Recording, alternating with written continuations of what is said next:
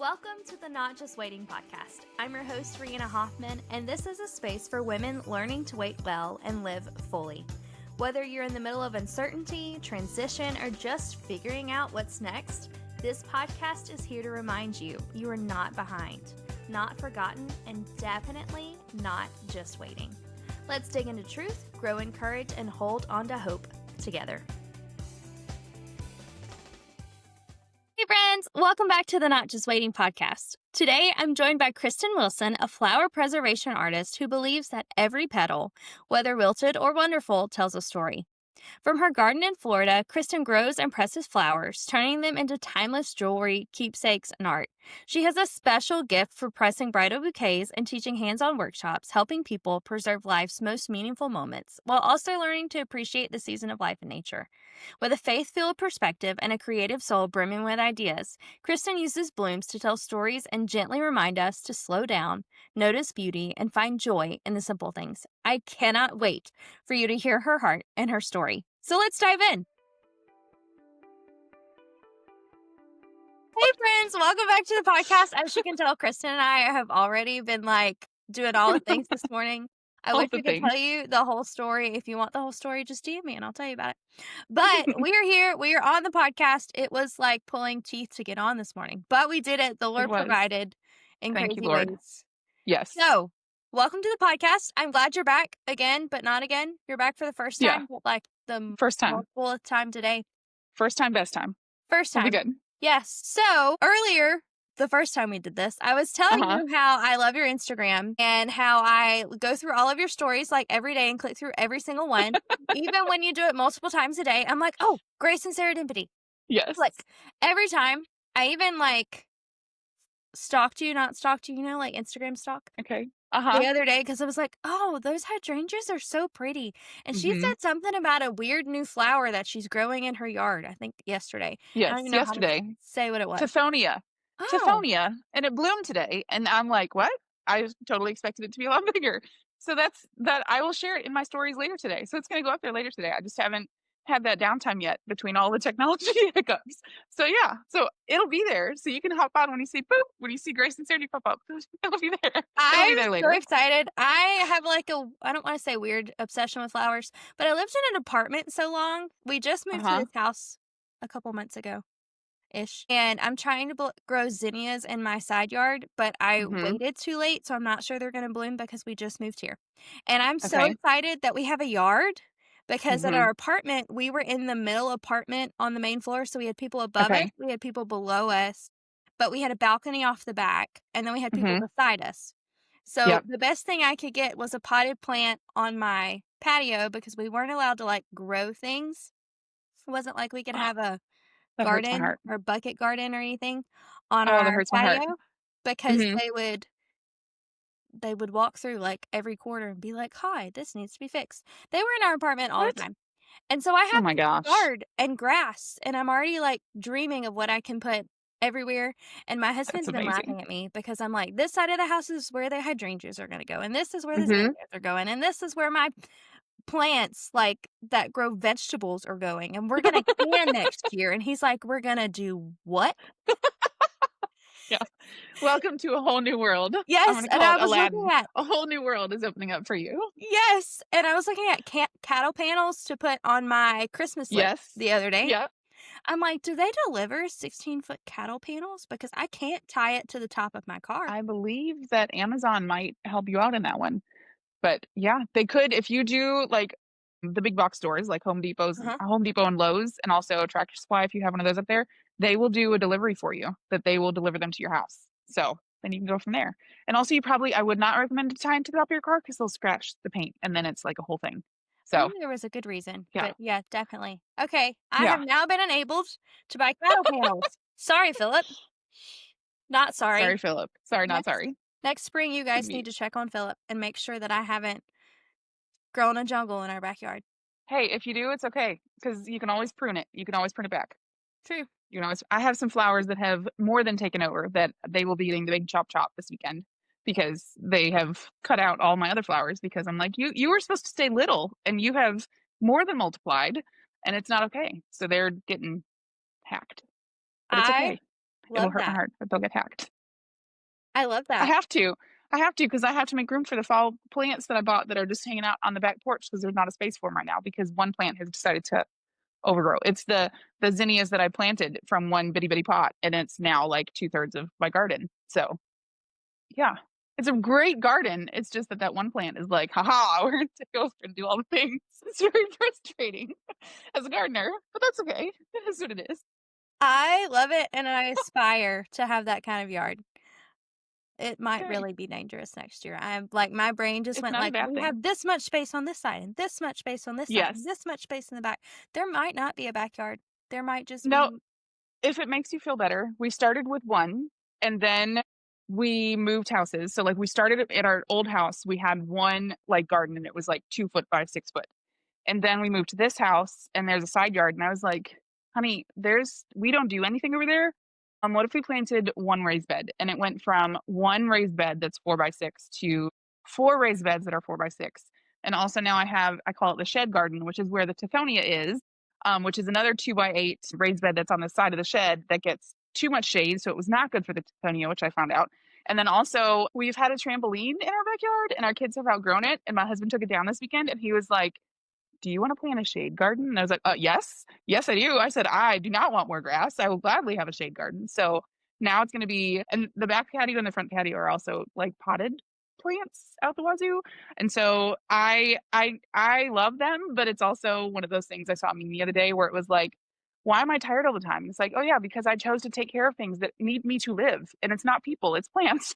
It's like, I understand this entirely because yeah, it's like, that plant's drooping, got to go water it. And then I also have severe ADHD. So it's like, well, if that one needs to be watered, then all the other ones need to be watered. And before I know it, like 3 hours in, dripping sweat because I live in Florida. And literally today it's still 94 degrees.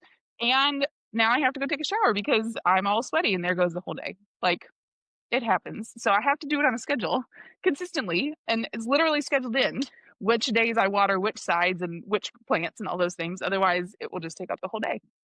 So yeah, there's a I whole we could have a whole, like, 3, 4 hour long podcast if we wanted to about just this. dreaming right now. All sorts of things.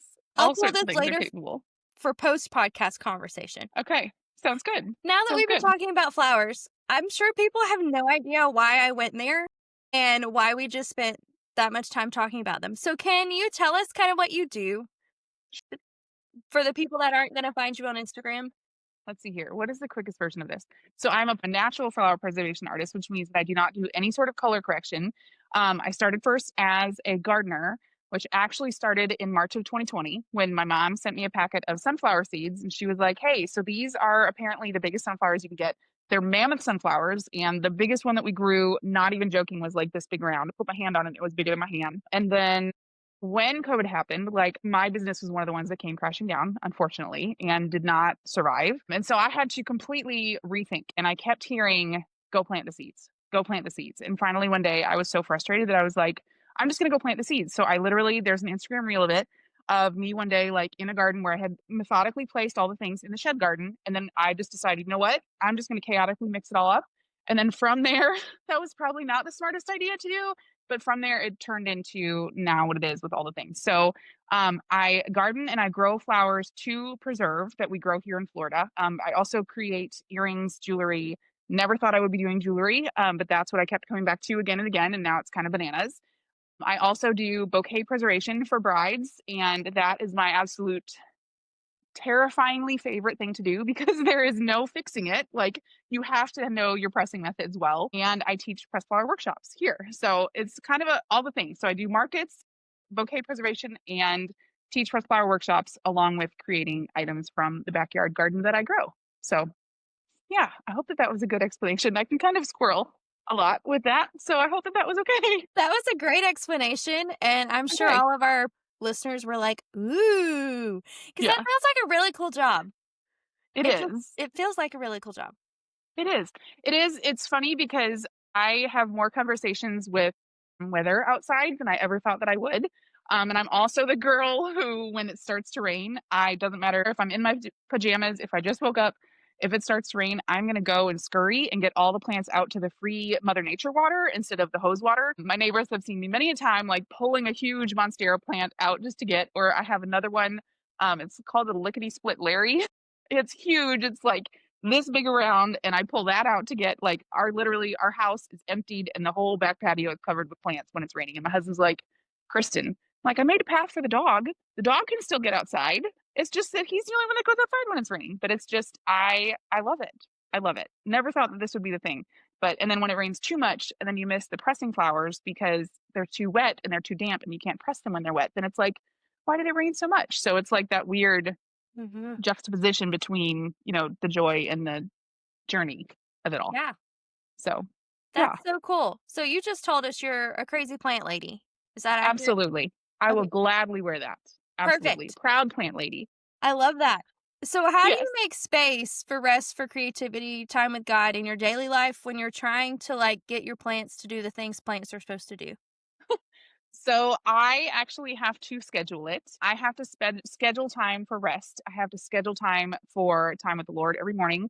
And I honestly have a foundation first mindset. And so my foundation is I'm going to build my life on the rock. And that comes from the song I Am They. I'm a huge music person.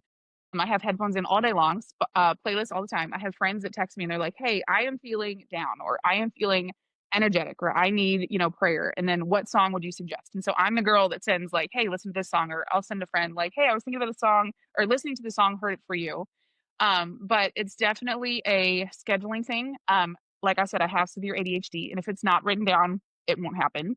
And so I set timers all throughout the day also to remind me to continually like, hey, you have to make sure that this is done in the next 15 minutes, or your kids get home from school in 10 minutes. So I have an alarm that goes off there. But I will schedule time when my daughter goes to school in the morning, which she leaves at 6:30 a.m. Oh, I have 45 minutes between when she leaves and when I get my son up. And that 45 minutes is my quiet time, my downtime for my time for planning and for the time with the Lord. My Bible is open on the couch and all of those things. And I love too that my son comes out every morning, snuggles up next to me on the couch, and he sees that I either have my Bible or devotional open. So it's like a whole conversation thing for us too, as well as that goes. But then when I get home from taking him to school is when I first check on the plants and like walk the garden and kind of see everything and then water what needs to for that day. But I also have certain days that I have certain things done. So like Tuesdays are pressing days because if I have a bouquet that I'm pressing from the last weekend, it's usually on like a Monday that I'll get it. So Tuesdays and Wednesdays are usually pressing days.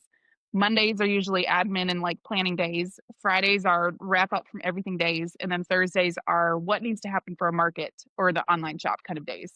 And it's weird to kind of box things up like that, but I've also learned my kids are very busy. They are 10 and 13, and I am in the season of the chauffeur mom where it's like going from this activity to that practice to this to that and everything. And so I have a very limited time when they're at school because when they're home, it's like I'll have 15 minutes here or 10 minutes there. And so I don't use necessarily a paper planner nearly every single day, but for busy or full seasons, it's written down at least like this is the gist of the few things I need to get done. But every single time, the very first thing is Bible and time with the Lord highlighted, ready to go. So, because if I don't do it on random days, I skip it, or that I'm like, I don't have time, then it's like all day long. I beat myself up and I just don't feel nearly as centered as I would if he was with me. yeah. So, like, I know he's with me all the time, but like fresh in my brain kind of a thing with me. Yeah. So, I love that you get to use that pocket between your kids leaving for school because then they hmm do get to see you and they know what your schedule is and they get to ask those questions and that makes hmm it safe for them. And I love that. yes. Yeah, I am a big fan and I'm in two small groups this year for the church that I go to, just because for me, I need that connection with people that I don't really have anymore. And I was like, okay, well, if I'm going to connect with people, it might as well be through my church instead of like an online community on social media, which is great. But then also it's like I need like people that I can reach out and touch, like Yes. build connections with in person. But we're reading The Cost of Control is one of our books right now. And I'm like, oh, it's so good. It's so good. I'm only on chapter 4 because she tells us like don't read ahead, we can only read the certain chapters, but it's one I already recommend it to everyone to read. Good to So know. We'll stick it in the show notes for our friends okay, that also need to know about it. So, yes, sounds when did good. you first realize that you had this gift or calling, whatever you want to call it? And when did you decide to take it seriously? Because it sounds like these seeds literally fell in your lap. Yeah, a little bit. They did kind of fall in my lap. So after everything that happened in the pandemic for every single person, everybody's lives were changed in one way or another. But for me, it kind of really settled in for I tried to host something else in the fall of 2022. And although it was great, I could hear in my heart and feel like I was being led to something else. And that was a really hard position to be in because this is something that I thought I was going to be doing until I was 80 years old. And so to hear like no, you need to close it. I actually had a major, it's funny because like when you don't listen, when you keep pushing and God slams doors shut sometimes, I had a major physical health problem happen that all of a sudden something happened in my back and my neck. And I was in physical therapy for 4 days a week Mm. for 2 hours a day for at least 6 months. And I couldn't teach anymore and I couldn't do what I was doing from being on a screen so much. Turned out that it messed up my neck and my back. And all that stress that I was constantly pushing down. And in 2023, when I had kind of, okay, fine, I will let this go, planted the garden. And it was when I was with the seeds when I felt calm and peace. And then after when I started growing them, I was like, now I want to learn how to preserve them because this is from the moment that I decided to plant the seed. This flower is from the moment that I tried to grow something that I had never done before. And then from that, I actually launched a very teeny tiny collection before I was actually ready because I just wanted to see how it would go. And then from there, I was like, wait a minute, hold on. My heart's pitter pattering in a way that I feel like this is not like, this isn't just a passion thing. This is, hey, there's something deeper in this. I've learned, I don't necessarily know if this is the way that the Lord is with other people, but with me, I get really calm, quiet sense of crazy peace that comes over me when I'm onto something that I feel like is him leading me. And when I made that first collection, I have one right there in a frame. And it says every flower tells, wait, I'm going to mess it up. I'm going to say it wrong. But it says every flower has a story. So do you. And that was from the first one that I made. And then from that, it's all kind of, that's the only one that I still have, the original piece. And that was when I realized, hey, maybe there's something to this. To start, I was originally in the wedding industry and I was a wedding planner and did stationery. And I've noticed all of my designs, every single one always had flowers and blooms. And like I gave the brides dried flowers in an ornament when I was a wedding planner. When I was a stationer, every single bride had to have a design that had florals incorporated. And now to be doing what I do with the flowers combined, it's like every single piece is fallen into place that I never would have known if I hadn't just kind of adventured and been like, there's something to this and I'm not sure what it is, but I know that it's going to be good. And the Lord has provided. Like he has taken care of us in so many ways through me navigating being at home and like completely shutting something down to starting something again. And I had a goal to book 5 brides for bouquet preservation at the beginning of the year. And it was like I had that within the first week. And I was like, okay, this is bananas. Like not to say that now I'm like, all the things, but it's also one of those like this is what happens when you open your hands and you're like, I will receive what the Lord has planned, even if I don't know what those plans are. And so it's just from when I started creating and when I started doing them, I have gotten so much great feedback. I did markets first so I could kind of pick and choose what I loved to create again and again and again versus what actually sold and what people connected to. And for me too, the conversations that have taken place over flowers that matter to people, like the people whose grandmothers grew hydrangeas or geraniums or their lily was the favorite flower that they had, but their mom was allergic to it. And so they couldn't have them in the house. Like all of those kinds of conversations. To me, this work is grounded community work and not just this is what I do, come follow along. It's let's talk about the flowers that matter and why they matter to you kind of a thing. So, yeah. So I hope that answered. I feel like I Did. kind of spurred off a little bit as far as That that was goes. great and So beautiful. Can you tell us a thank little you. bit more about what God's taught you about having open hands, whether it was around your platform or your influence or what he was just telling you to do? Um, so I learned pretty quickly. I used to be on social media all the time. It was multiple times a day, posting stories with my previous business multiple times. I would go on Instagram Live every single week.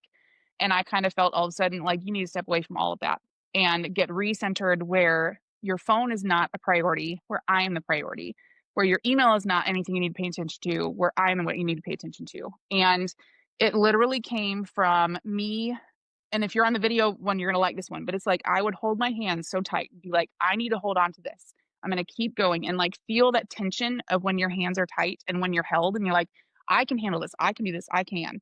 But then when you open them and it's like that sense of calm goes through you. I, at church, am not the person who sits here with her hands raised up, but I have my hands open like this. Yeah. And my husband laughs because, like, I don't know what the meme is, but it's like where you're almost like the movie Hitch, where it's like you're here in this space. But it's when I have my hands open, even when I pray, I don't close my hands like this because I automatically put them into tension spots. I pray with my hands open. And it just has changed the way that I see my relationship with the Lord, but also how I feel like I'm open to receiving whatever He has planned. And you know what? Maybe is that weddings are going to continue to be something, and bridal bouquet preservation are going to continue to be something that He has incredible. Maybe He has something planned that I don't even know about yet. But I also believe that He is the driver and I'm not in the passenger seat. I'm in the back seat. Like, I don't even want to attempt to be the side driver. Like, I want to be there with my eyes closed and just saying, I will go wherever you want me to go because He is the reason that I am still here and that I took that chance and trusted. And every single time I begin to doubt, it's like, nope, that doubt isn't coming from the Lord. That doubt is coming from somewhere else. And I'm not trusting the doubt. I'm trusting the Lord. So Yes. I've had to change some things to get there. But now I feel confident in where I'm heading, not because I know where I'm going, but I know that He is leading me well. Yes. Yes, I need to go unpack my yes button. I have a friend that gave me a yes button. I need to go unpack it. It's still in a box. I'm gonna write all that down and put it on my wall. That was Okay. fantastic, and I love that. A lot of times we talk about waiting here on the podcast because it's Mhm. called the Not Just Waiting podcast, and I know when we're planting things, we have to wait a really long time. Mhm. That's how I feel about my zinnias that are in my side yard right now. I'm like, "Can you just bloom, please, Mhm. before the frost gets here?" But everybody is in a waiting season, whether it's for a job or a new Mhm. career or people that are waiting to get married, to have babies, to just have the next step. Some people are like, "I'm just waiting on Jesus," but we're still waiting. So, what does it look like right now for you in a waiting season, and how are you waiting well in this season?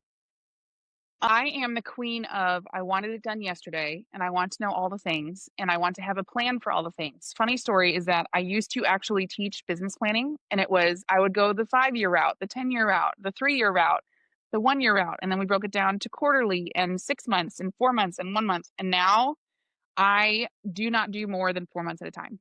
And to say that out loud and have it recorded is a little scary because everybody's gonna be like, "What?" Because I was the planning person. Like, planning was my thing. I still use a planner, but I have also learned that 4 months at a time, which is not something I see, many people talk about.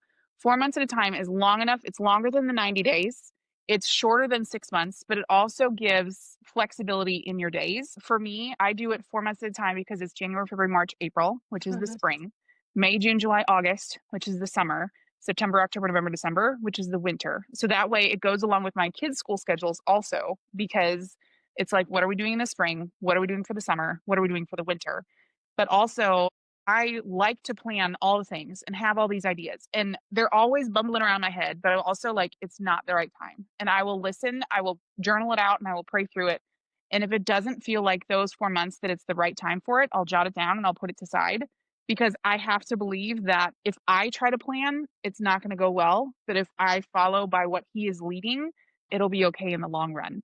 And so I think that that is what has come from a lot of this. One of the things that we talked about on the previous one a little bit about when we were trying to get all of the tech stuff on my end handled is that I have an online shop and it's finally going to be opening. I have not had an online shop open since the spring of 2024.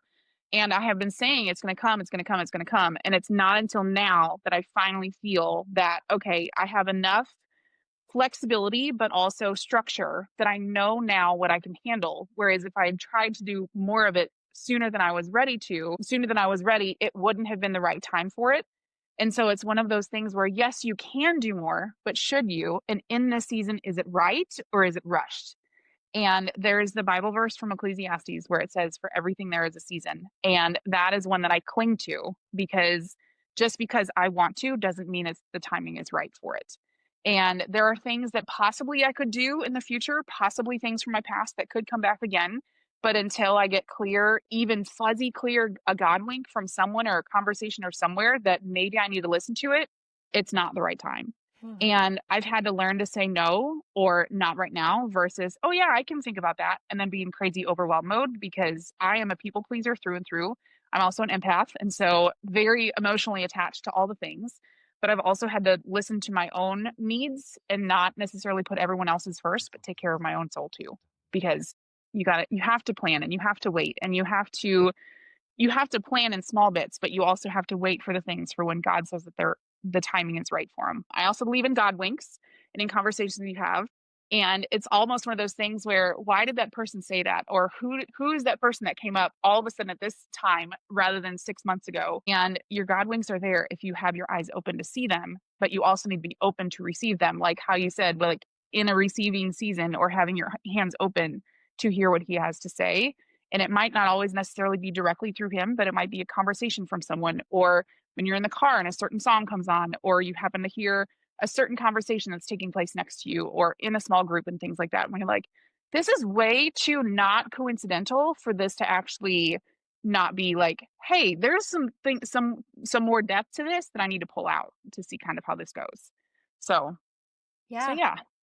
Do you have any tips for seeing those God winks? I think the biggest thing is that if your heart is closed, you won't see them. If your heart is open to what he has for you, and if you kind of go through life with, this is going to be one of those days where I might hear from him, I might not, or it might be a quiet whisper versus a loud speak. For me, I also look at it that I have random things pop in my head all the time. And sometimes they're from me, yes, but sometimes I also feel that they are driven from the Holy Spirit. And for example, this past weekend, I decided to do a market at the last minute, like literally Friday night at 8 o'clock. I decided I was doing a market, and I've prepped everything so well now that it takes me 30 minutes to load my car and then get everything done. And so it's no longer for the most part, hey, I'm doing a market for this weekend. So all Thursday, Friday, I'm out of commission, and then I'll see y'all later. The nice thing too with flower preservation, you can't do things. You have to do things ahead of time. You can't just do them the night of. But on that, it's kind of one of those, like, if you don't listen to your gut is not necessarily your gut. It's usually the Holy Spirit that's guiding you and trying to get you to listen.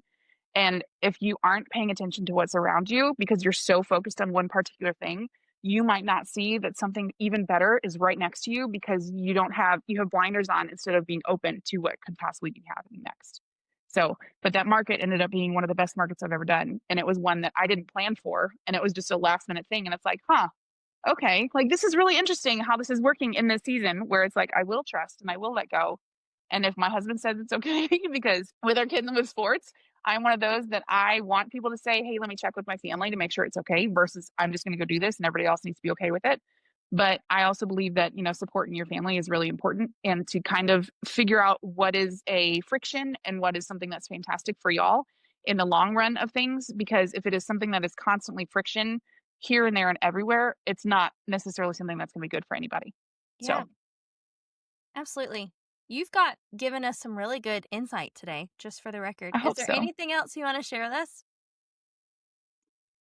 Keeping hands open has changed everything. Like praying with hands open instead of closed has changed everything for me, because I feel like when I have my hands open, I am ready to hear and receive, versus when they're tight, all I can think about is all the things that I'm stressed about, that I'm praying so hard, but you never know what you're meant to endure. And just because you followed, a Christ-like life does not mean that life is going to be easy by any means. But the more open you are to receiving whatever he has in store for you, even if it's not had any idea what you thought even if it's not anything that you thought originally would have been planned, chances are it's going to be something that's even better. So, That's so good. yeah. Thank you so much for sharing with us today. You're amazing. You're welcome. And Thank we need you. to be friends in real life, and I'll get on that Yes. in a minute. Friends that are listening, be sure you go to the show notes. You're going to see the link to her Instagram. It's Grace and Yes. Serendipity, right? I'm not Yes, crazy. Grace and Serendipity. I look at it every day, but I just wanted to make sure. So you Yes. need to go click the link, because I'm going to link it for you, and it's going to pop up on your screen, and you're going to see all the beautiful art that she does. And you need to go buy stuff when her shop comes up that I'm really Yes. excited about. Remember, Mom, you need to buy me stuff for Christmas, just in case. Yes. I Yes, don't she remember does. if I said that today or if I said that in the first I think episode. that was the first one, but hey, it's But all yeah, good. Mom, you're It's all listening. good. I know you're listening because you give me a comment every week, and everyone else needs to be like my mom and comment and tell us what you like and subscribe and do the things. But Mama, for real, I really want some stuff from Grace and Serendipity. So if you're like me and you're like, oh, pretty things, for real, go buy stuff from Grace and Serendipity. Otherwise, it has been a joy and a privilege, and make sure you pop on over to not only see her pretty stuff, but say thank you to Kristin for joining us today. Otherwise, Absolutely. it has been fun. I can't wait to do this again, and we will see everybody next week. Bye, friends. Yes, we will. Bye, y'all. Hey friend, before you go, I want to remind you to take courage right where God has you. To celebrate my birthday week, the Take Courage sweatshirt is 20% off through October 15th. It's a cozy, wearable reminder to trust God in the waiting and walk boldly in faith. You can shop the sale now at the link in our show notes and use code BIRTHDAY20 at checkout. That's 20% off through October 15th, because waiting well looks good on you. Thanks for listening to the Not Just Waiting podcast. I hope today reminded you that even in the in-between, God is working and you are not alone. If this episode encouraged you, would you share it with a friend? And don't forget to hit follow so you never miss a moment of truth, hope, and real conversation. You can find me on Instagram at reanna.ivy.hoff and join the community over on Substack for deeper reflections and weekly encouragement. Until next time, take heart, friend. God is in the waiting with you.